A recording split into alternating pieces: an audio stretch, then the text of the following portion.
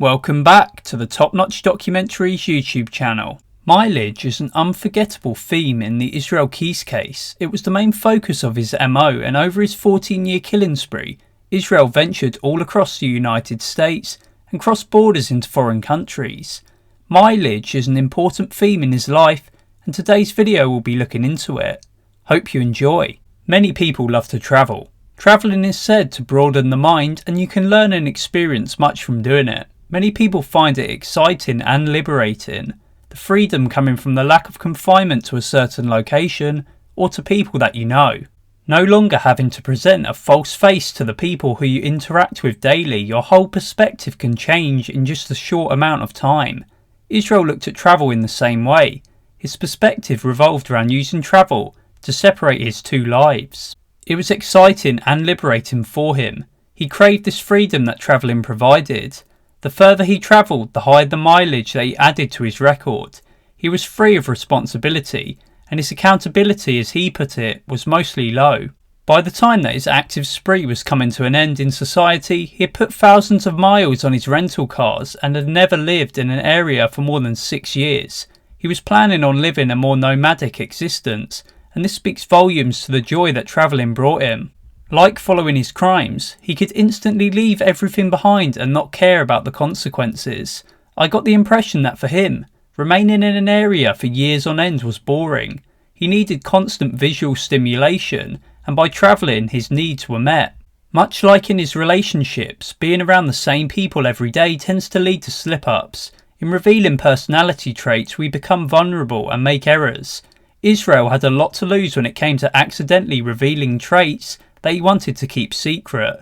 If he was travelling, he would be mainly alone with no partner or close acquaintances. Everyone would be at a distance, unable to build up suspicion about what he might be up to.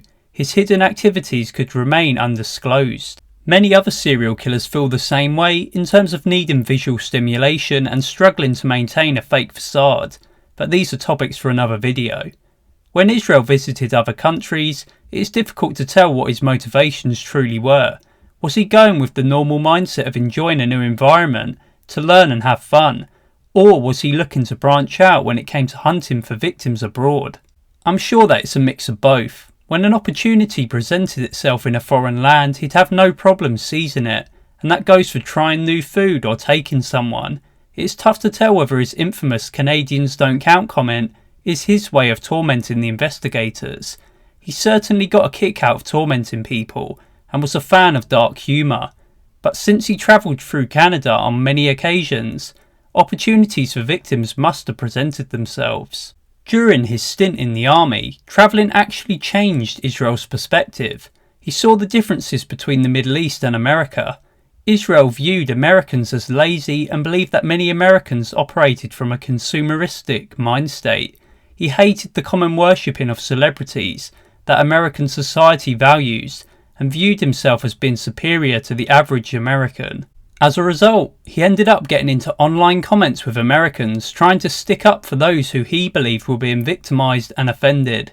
Israel mentioned that many argued with him online because of his Middle Eastern sounding name, and they assumed that he was Muslim. Despite Israel leaving the country, he kept most of his travel mileage confined to the United States. For all of his anti-American ranting in his suicide note, he sure loved his home country. It was vast and endless, with the roads spanning for many miles. The different states all held appeal for him. Some of them he didn't like, but that didn't really matter. He could just skip the state that he didn't feel comfortable in and go to one that he felt relaxed in. He was confident that he'd never be caught and knew that his future nomadic lifestyle would aid in him continuing to remain under the radar and free from the clutches of the law. Follow the hurricanes, he said in one of his interviews.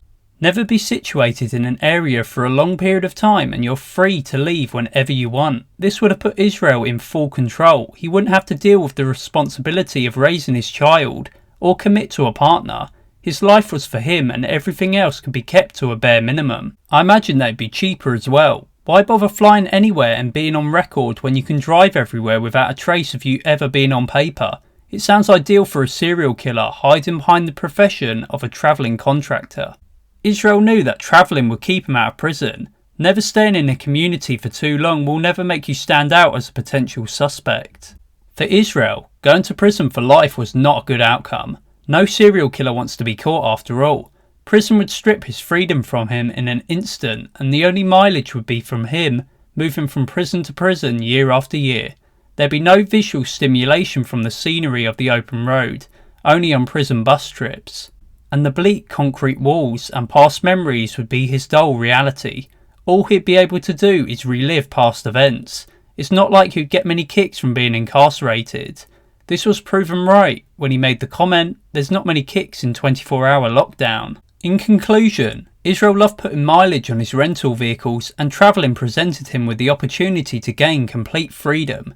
Travel kept him away from family, but also enabled him to travel to see them, in the process using the excuse to visit family as a means to engage in his own selfish desires. By putting thousands of miles between him and his activities, he escaped justice for a long time. When it comes down to why Israel was eventually caught, it was because of his travel. He killed too close to home, and despite travelling thousands of miles in the lower 48, withdrawing money from Samantha's debit card, the pattern of him travelling east got him captured. He travelled thousands of miles to use a debit card which was being traced in real time. Israel put literally thousands of miles of distance between him and his victim, but his Ford Focus rental had him more connected to the crime than any other one before it.